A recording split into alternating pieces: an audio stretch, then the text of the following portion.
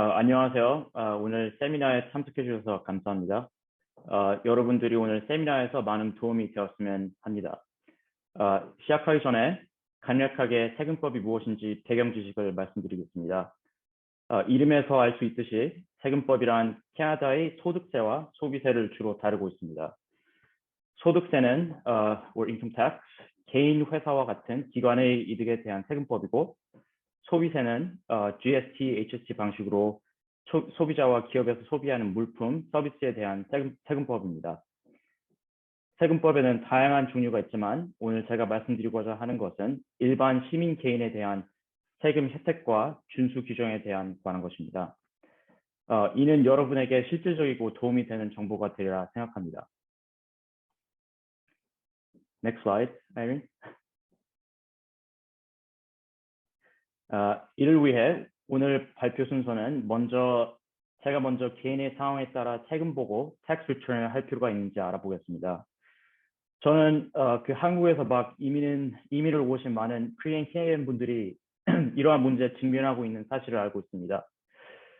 두 번째 파트에서는 어떻게 tax return을 신청하고 각자의 상황에 따라서 어떤 종류의 tax credit, 세액 공제와 세액 감면을 받을 수 있는지에 대한 자세한 상황을 말씀드리고자 합니다.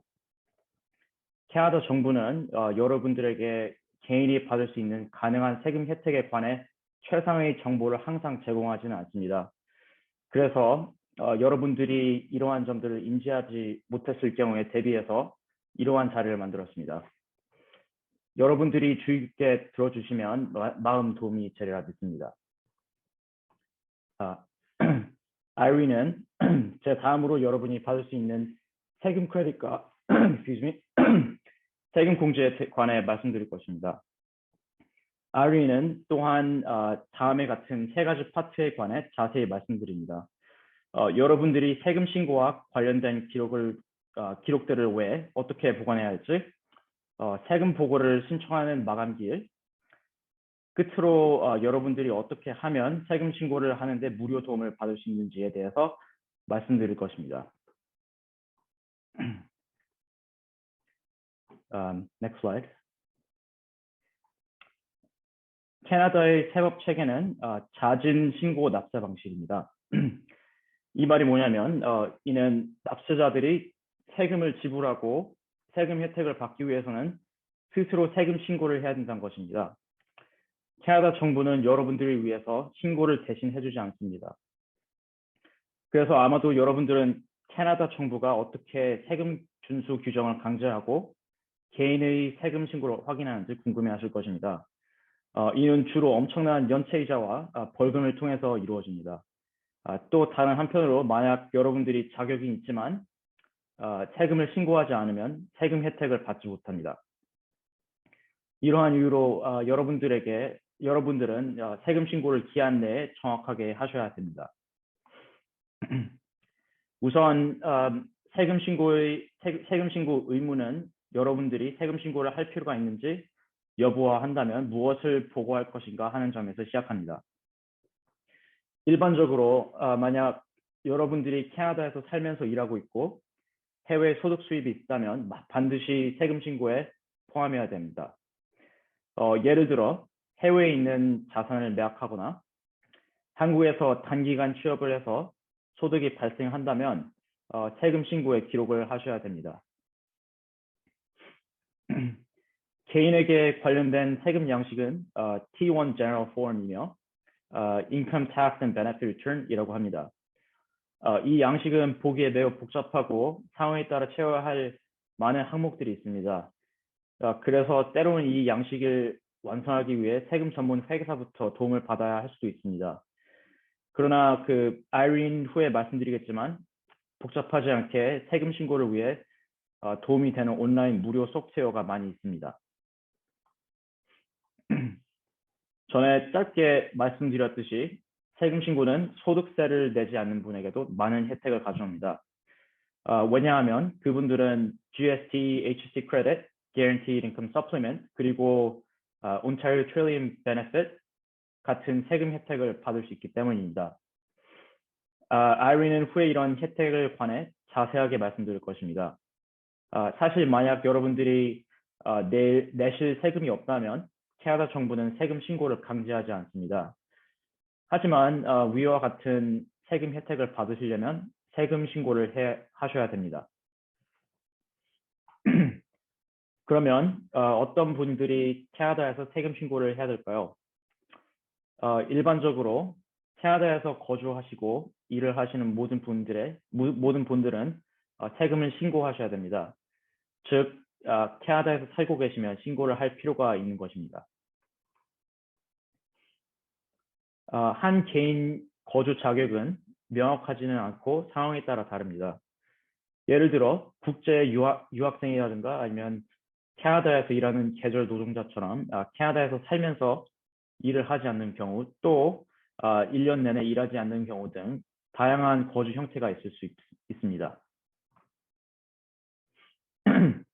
세금 목적을 위한 거주 요건에 관해 좀 더 상세하게 설명하자면, 여러분들이 캐나다 거주민 resident인지 아닌지 결정하는 몇 가지 사항들이 있습니다.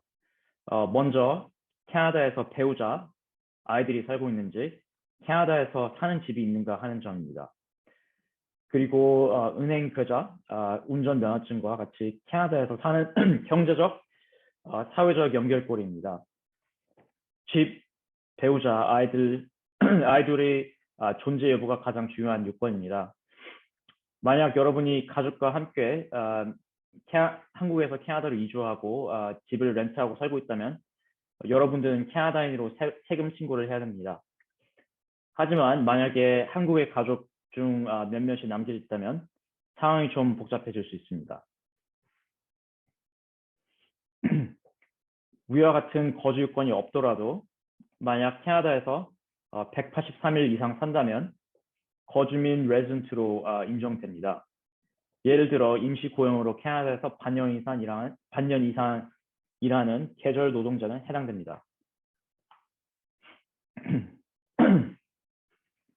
위와 같은 요건을 염두에 두고서 두 가지 예를 들어보겠습니다. 첫 번째 예는 두 아이들과 함께 토론토에서 살고 있는 승철 씨 경우입니다. 어떤 이유로 승철 씨 부인은 서울에 살고 있습니다. 승철 씨는 두 아이들과 토론토에서 아파트를 렌트해서 살고 있고 그 부인 역시 한국에서 아파트를 렌트해서 살고 있는 것이죠. 서울 아파트는 승철 씨가 한국에 방문하면 와이프가 함께 살게 되는 것입니다. 그는 한국에 은행 계좌가 없고 캐나다의 은행에 계좌를 가지고 있습니다. 또한 온타리오 자동차 면허증을 가지고 있으며 아이들이 학교에 태워주기 위해서 차를 소유하고 있습니다. 먼저 주목해야 할 점은 그가 캐나다 내에 살 집과 아이들이 있다는 것이 세금 보고의 중요한 거주 조건이라는 것입니다. 또한 캐나다 은행 계좌와 운전 면허증, 자동차를 소유하고 있습니다. 그는 캐나다 거주민 레지던트입니다. 만약 그가 한국의 거주민이 아니라면 캐나다에 세금 신고를 할 필요가 있을 것입니다. 그러나 만약 또한 한국 거주민이기도 하다면 상황이 좀 더 복잡해집니다. 캐나다 한국 세금 조약에 따라 승철 씨는 양국 모두 거주민이 될 수는 없습니다. 승철 씨는 한국 또는 캐나다 한 개 나라의 거주민이 되는 것이죠. 일반적으로 말해서 한국과 캐나다 모두 거주민이라면 둘 다 그러면 좀 더 강력한 거주 요건을 가진 나라의 거주민이 됩니다. 이 경우 승철 씨는 한국과 캐나다에 모두 강력한 거주 요건을 가지고 있습니다. 한국에서는 집과 와이프, 캐나다에서는 집과 아이들이 있기 때문이죠. 하지만 승철 씨는 캐나다의 은행 계좌, 온타리오 운전 면허증과 같은 캐나다에 좀 더 강한 연결이 있기 때문에 캐나다 거주민이 될 가능성이 높습니다. 이처럼 세금 보고를 위한 거주 요건이 복잡하기 때문에 저는 여러분들이 이와 비슷한 상황이라면 세금 전문가와 상담하시기를 추천합니다. 이번에는 캐나다에서 143일 이상 거주하는 개인의 경우를 예를 들어보겠습니다. 동식 씨는 아이들과 와이프는 부산에 계속 살고 본인만 캐나다에 왔습니다. 그는 2021년 1월 1일에 임시 고용 조건으로 캘거리에 도착했고 2021년 8월 1일에 계약이 끝나서 다시 부산에 돌아갔습니다. 이 경우 동식 씨는 183일 이상 캐나다에 거주해서 캐나다 거주민으로서 한국에 돌아가지 않았다면 캐나다 세금 신고를 할 필요가 있습니다. 그러나 그가 한국에 거주하고 있다면 그는 캐나다 한국 세금 조약에 따라 캐나다 거주민이 아닙니다. 이 경우에도 세금 전문가와 상담을 하시면 좀 더 도움될 것 같습니다. 캐나다에서 계절 노동자라면 비록 여러분이 캐나다 거주민이 아닐지라도 고용주는 여러분들을 위해서 페이롤 텍스를 감면하거나 면제할 수 있습니다. 이와 같은 경우 여러분은 캐나다 거주민이 아니기 때문에 먼저 지불했던 세금의 환급을 받기 위해 캐나다에 세금 보고를 해야 할 필요가 있습니다. 위 두 가지에 보았듯이 캐나다 거주민인지 아닌지 결정하는 일은 쉽지 않습니다. 만약 이러한 경우에 확신이 서지 않는다면 반드시 세금 회계사와 같은 전문가와 상담을 하신 것이 좋습니다.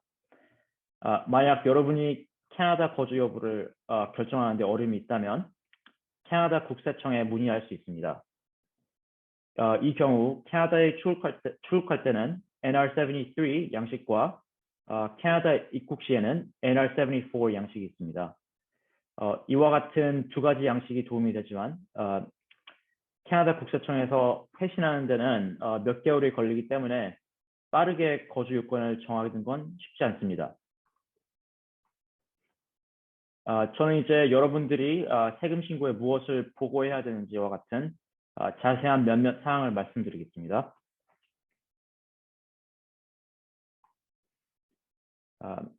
캐나다에서 가장 많은 수입 원천은 고용소득입니다.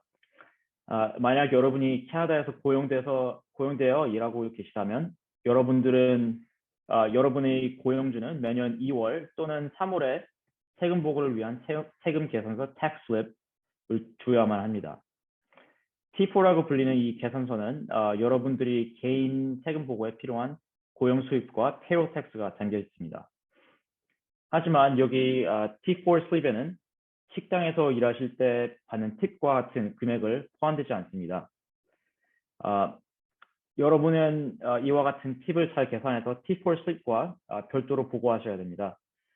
캐나다 국세청은 팁과 같은 소득에 관해서 세금 준수 과정을 보다 엄격하게 시행하고 있으므로 가능한 자세하게 보고하는 편이 좋습니다.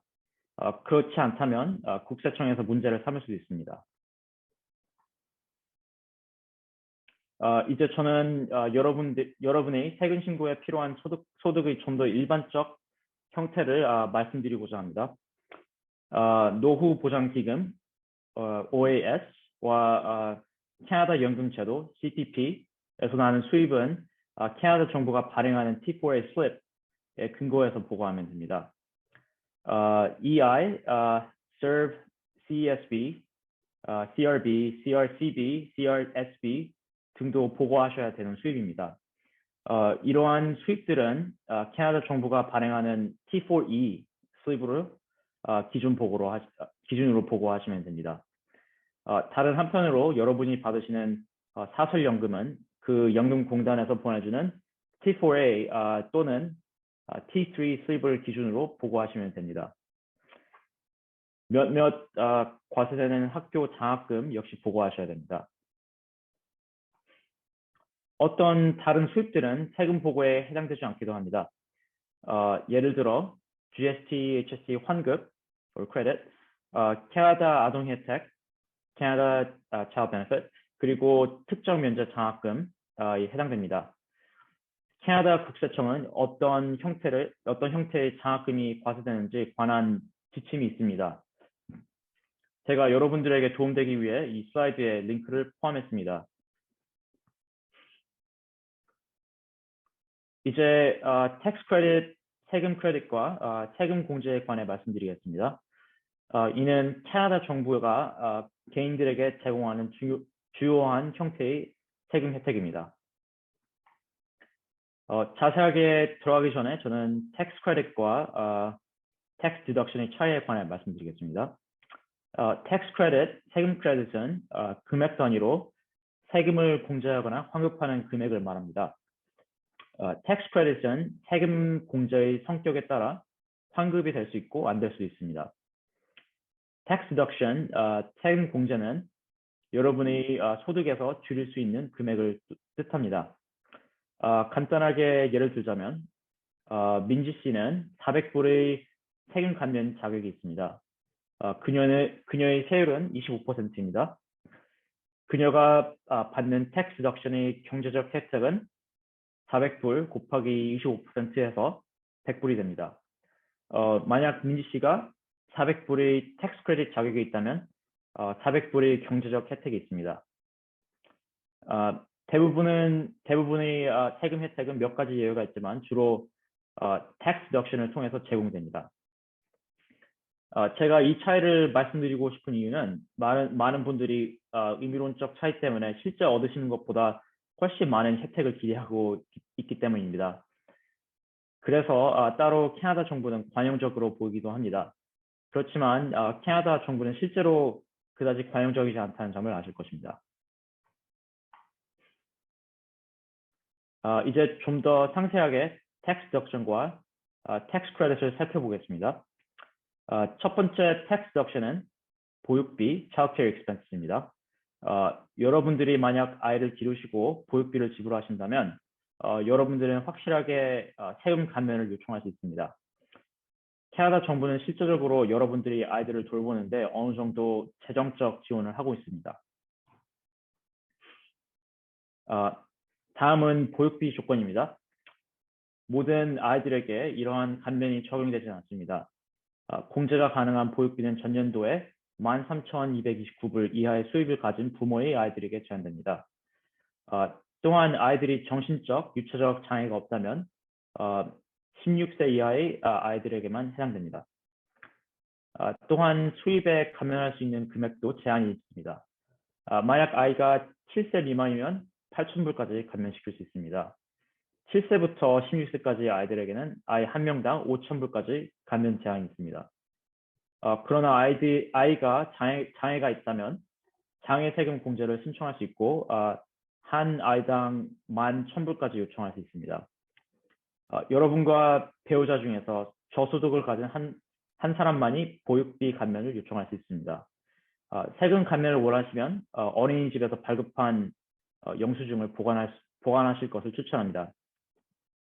이제 다른 형태의 텍스 크레딧과 텍스 디덕션 그리고 세금 신고에 관한 캐나다 정부의 필수 사항에 관해서 아이린이 말씀드릴 것입니다. 네, 제가 이제 이어받아서 설명을 드릴 텐데요. 네, 다음은 이제 위료비 세액 공제에 대해서 설명을 드리겠습니다. 그래서 이 위료비 세액 공제란 연중 본인 또는 배우자나 18세 미만 자녀의 위료비를 내셨을 경우 이 지불하신 위료비의 일부분을 세액 공제로 돌려받으실 수 있습니다. 그리고 또 이런 위료비를 배우자나 동거인이 내셨을 경우에도 배우자나 동거인 대신 본인의 소득 신고에 쓰시고 대신 이 세액 공제 혜택을 받으실 수 있습니다. 그래서 이러한 세액 공제에 해당되는 위료비는 여러 가지가 있는데요. 예를 들어서 몇 가지 말씀드리자면 의사 처방약, 치과 치료비, 레이저 눈수술, 보청기 등등 여러 종류의 위료비가 있습니다. 그래서 PPT 화면에 나와 있는 링크를 누르시면은 해당되는 위료비의 전체 목록을 확인하실 수 있습니다. 그리고 더 설명을 드리자면은 위료비 같은 경우 세액 공제를 받으실 수 있는 금액은 2021년 기준 자신의 순소득의 3%까지이고요. 최고 2,421달러까지입니다.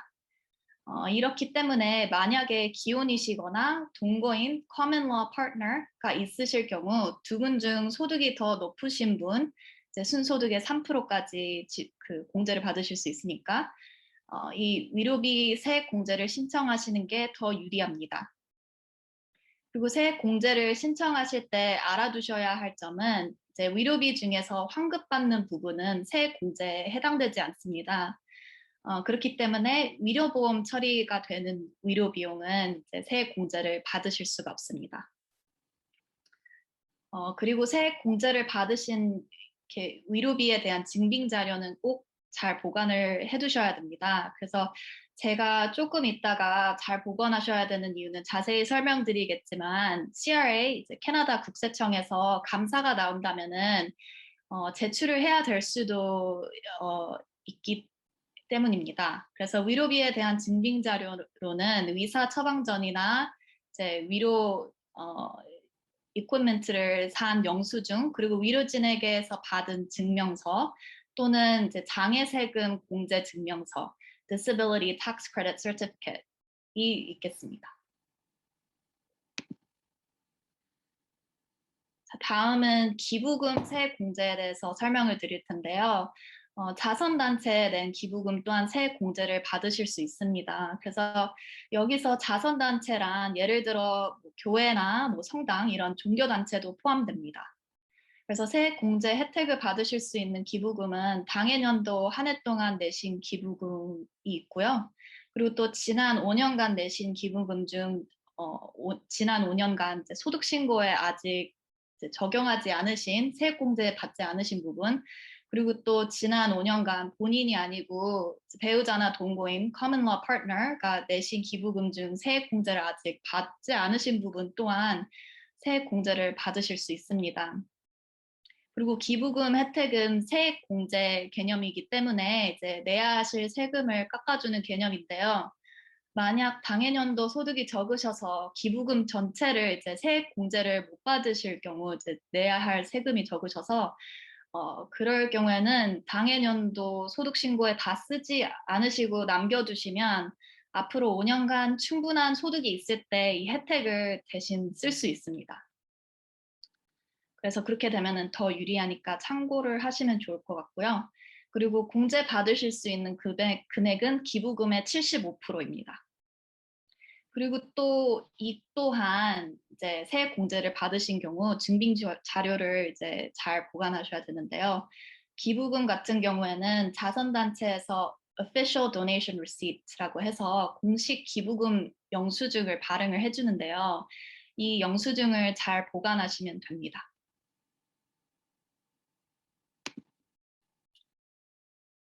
다음은 학자금 대출 이자에 대해서 설명을 드릴 텐데요. 학생분들 같은 경우 post secondary institution, 예를 들어 대학이나 칼리지를 다니시는 경우 정부에서 지원하는 학자금 대출을 많이 받으실 거예요. 그래서 온타리오 같은 경우에는 OSAP이라고 해서 Ontario Student Assistance Program에서 이제 많이 받으실 텐데요. 이 같은 경우 학자금 대출의 이자 비용만큼 세액 공제 혜택을 받으실 수 있습니다. 그래서 이 학자금 대출 이자액 같은 경우에는 항상 이제 학생 본인만 이 세액 공제 혜택을 받으실 수 있고요. 설사 부모님이 학비나 이자를 내주신다고 하더라도 이자에 대한 이 이제 대출 이자의 공제 혜택은 학생 본인만 누릴 수 있는 혜택입니다. 그리고 이 대출 이자액에 대한 혜택도요. 당해년도 소득 신고를 하실 때 세금을 내지 않아도 될 정도로 소득이 충분하지 않아서 이 이자 비용에 대한 세액 공제 혜택을 못 받는 경우 이자 비용에 대한 서류를 보관해 두시고 그다음 해 이제 5년 동안 소득이 충분하실 때 혜택을 이제 남겨두셨다 쓰셔도 됩니다.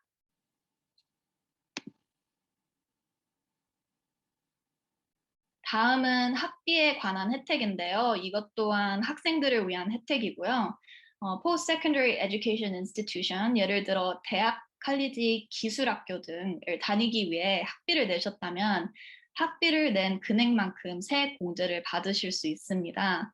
그래서 만약 소득 신고를 하실 때 이 충분하지 않아서 이제 세금을 내지 않아도 될 경우 학비 세액 공제 혜택을 못 받으시는 경우는 이 혜택 또한 소득 신고하실 때 쓰시지 마시고 이제 남겨두셨다가 그다음에 소득 신고를 하실 때 학비 세액 공제 혜택을 받으셔도 됩니다. 이 혜택 같은 경우는 쓸 수 있는 기간이 정해져 있지는 않지만은 충분히 소득이 생기셨을 경우에는 바로 이 혜택을 쓰셔야 되고요. 충분한 소득이 있음에도 불구하고 남겨두셨다면은 이제 다음에는 이 혜택을 못 쓰십니다. 그리고 만약 학생 본인의 소득이 충분하지 않은 경우에는 학생 말고 학생의 배우자나 동거인 common law partner 그리고 또 부모 또는 조부모가 대신 이 학비 세액 공제 혜택을 받을 수 있습니다. 근데 이렇게 가족이 대신 혜택을 쓸 경우에는 그 학비를 낸 당해년도에 소득 신고에 쓰셔야 되고요. 당해년도에 쓰지 않고 남겨뒀다가 이제 다음에 쓸 경우에는 학생 본인만 쓸 수 있습니다. 그리고 학비도 이제 증빙 서류를 잘 보관을 하셔야 되는데요. 학비 같은 경우에는 학교에서 form T2202라는 슬립을 발행을 해줍니다. 그래서 이 슬립에는 이제 그해 총학비가 얼마였는지 이제 쓰여져 있고요. 그래서 이 슬립을 잘 보관해 두시면 됩니다. 다음은 재택근무 소득 공제에 대해서 설명을 드릴 텐데요. 작년 2020년도에 CRA 캐나다 국세청에서 코로나19로 인해 재택근무를 하는 직장인들을 위해서 이제 소득 공제 지침을 내놓았고요. 이 소득 공제에 해당되려면 2020년에 적어도 4주 이상 연속으로 재택근무를 하셨어야 됩니다. 그래서 이러한 소득공제 지침을 내놓은 이유는 이제 사람들이 갑자기 재택근무를 시작을 하면서 이제 모니터, 프린터, 뭐 책상 이런 것들을 구비를 하느라 지출이 많이 생겨서 이런 지출에 대한 부담감을 이제 덜기 위해서라고 보시면 될 것 같습니다. 그래서 2020년 당시에 이렇게 소득공제 금액을 계산하는 데는 두 가지 방법이 있었는데요. 첫 번째 방법은 flat rate method라고 해서 일률 정산 방식입니다. 그래서 이 같은 경우에는 간단하게 재택근무를 한 날마다 2불씩 이제 청구를 하는 방법이고요. 이 방법을 쓰려면 이제 최대 400불까지 청구를 할 수 있고, 근데 이 같은 경우 비용을 증빙을 하기 위해서 별다른 서류가 필요가 없습니다. 두 번째 방법은 detailed method, 세부 정산 방식이라고 해서 더 세부적인 계산이 필요한 방식이고요. 이제 이 방식으로 소득 공제 금액을 계산하실 경우에는 이제 재택근무를 한 집의 면적, 렌트비, 전기료, 수도료, 집보험비 뭐 이러한 여러 비용들이 재택근무 비용으로 인정되기 때문에 그만큼 소득공제 금액을 늘릴 수 있습니다. 근데 이 방법을 쓰시려면은 고용주로부터 T2200 또는 T2200S라고 불리는 이제 폼을 받았어야 되고요. 이제 재택근무 비용으로 들어간 모든 비용의 이제 증빙 서류를 잘 보관을 하셨어야 합니다.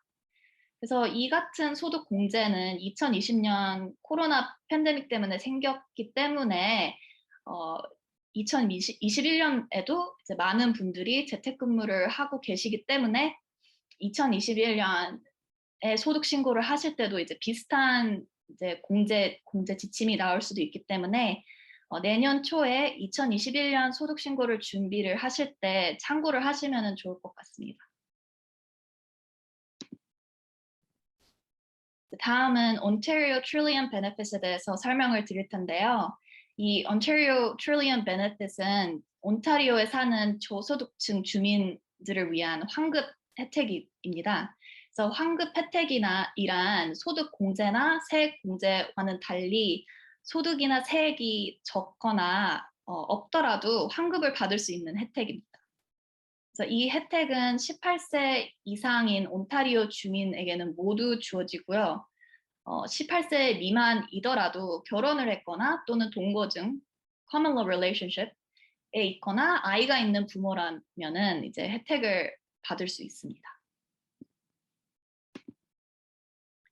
그래서 이 베네핏의 같은 경우에는 세 가지 혜택이 뭉쳐 있는 거라고 보시면 되는데요. 그중 첫 번째는 Northern Ontario Energy Credit입니다. 그래서 Northern Ontario, 온타리오의 북쪽에 사는 거주자들이면 이제 받을 수 있는 혜택이고요. 혼자 사는 경우 최대 158달러까지 받을 수 있고요. 이제 가족과 같이 사는 경우 최대 243달러까지 받으실 수 있습니다. 두 번째는 Ontario Energy and Property Tax Credit이고요. 이 혜택은 이제 집을 렌트를 하고 있거나 이제 현재 살고 있는 집을 소유를 하셔서 이제 매해 재산세를 내는 경우 또는 Long-term care home, 이제 장기 요양 시설에 이제 돈을 지불하면서 지내시는 경우 이 혜택을 받을 수 있습니다. 그래서 이 혜택 같은 경우에는 65세 이상 최대 1,247달러까지 받으실 수 있고요. 18세에서 64세 사이에는 최대 1,095달러까지 받으실 수 있습니다. 그래서 마지막으로는 Ontario Sales Tax Credit인데요. 이거는 온타리오 주민이라면은 모두 받으실 수 있는 혜택이고 최대 316달러까지 받으실 수 있습니다.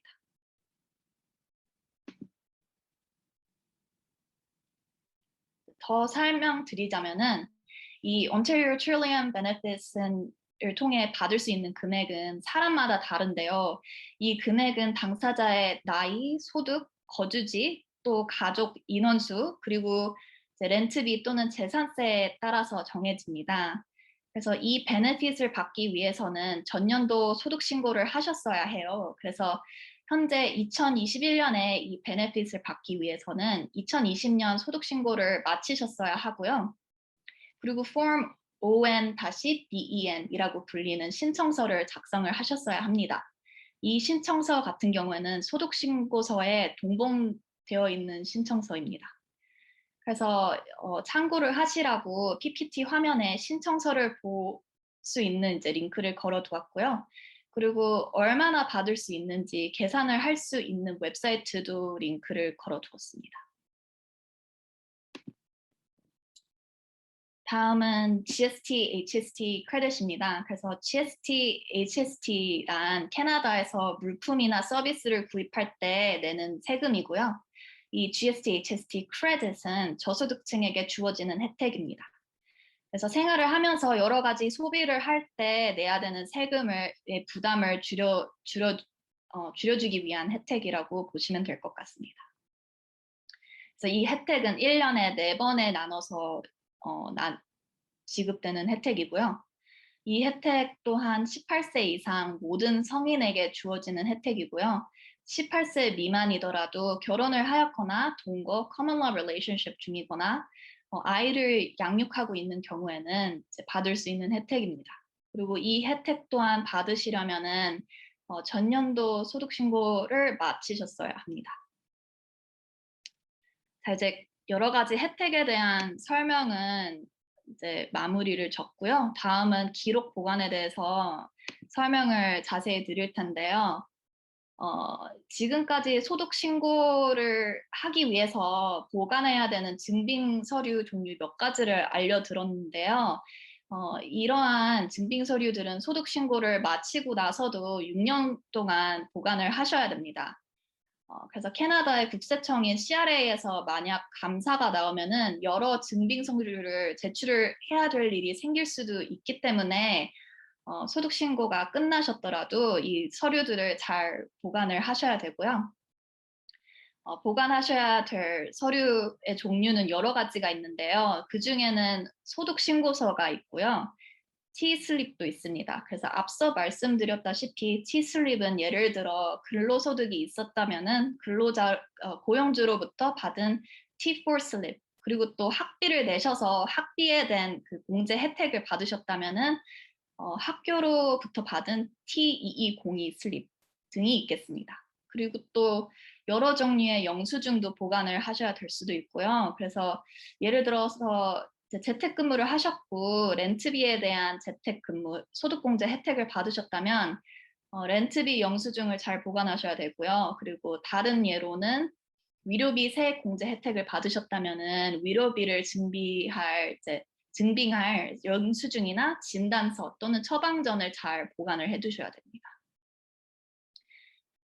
그리고 만약에 CRA에서 감사를 받았을 경우 마땅한 증빙 서류를 못 제출하셨다면은 그 연관된 세액 공제나 소득 공제 금액이 무효가 될 수가 있어요. 그래서 이렇게 된다면 CRA에서 세금을 더 내라고 하는 상황이 올 수도 있고요. 그 세금에 대한 이자와 페널티가 붙을 수도 있습니다. 그래서 증빙 서류는 꼭 잘 보관하시길 바랍니다.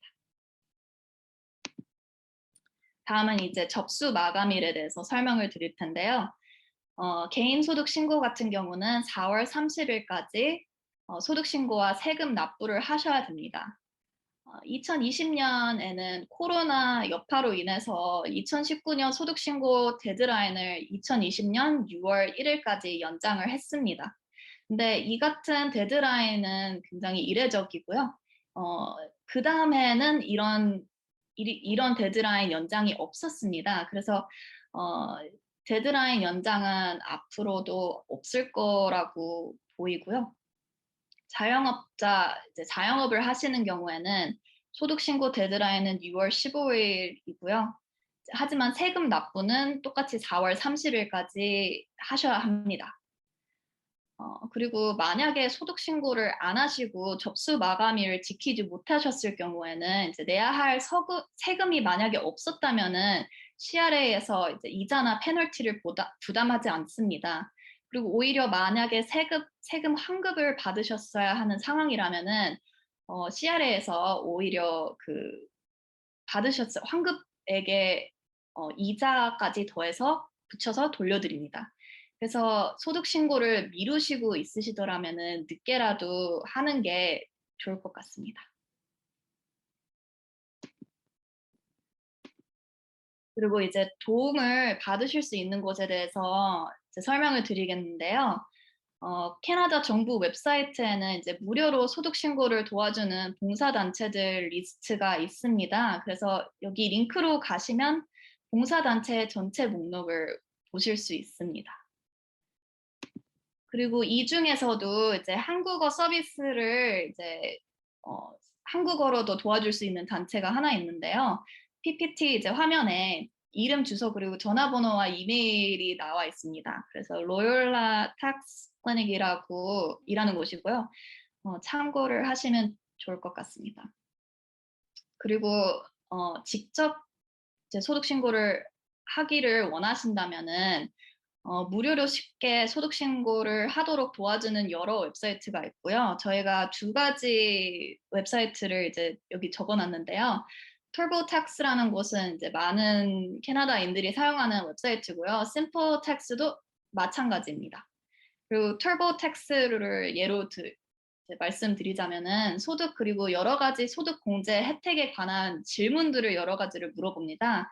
그래서 질문서를 읽고서 하나씩 대답을 하시면은 웹사이트가 알아서 소득 신고서를 작성을 해주고요. 그렇기 때문에 쉽게 소득 신고를 하실 수 있습니다. 그래서 PPT 화면에 이제 웹사이트를 둘 다 적어놨고요. 참고를 하시면 좋을 것 같습니다. 자, 이제 저희 프레젠테이션은 끝났고요. 이제 질의응답 시간을 가질 텐데요. 그리고 제가 마지막으로 말씀드릴 것은 저희가 오늘 여러분과 프레젠테이션 형식으로 세미나를 진행을 했기 때문에 저희가 이제 다시 상담 드릴 때도 이제 다시 말씀드리겠지만은 세부적인 법률 상담은 해드릴 수가 없고요. 그래서 질의응답 시간 동안에는 이제 프레젠테이션과 관련된 질문을 주로 받도록 하겠습니다. 감사합니다.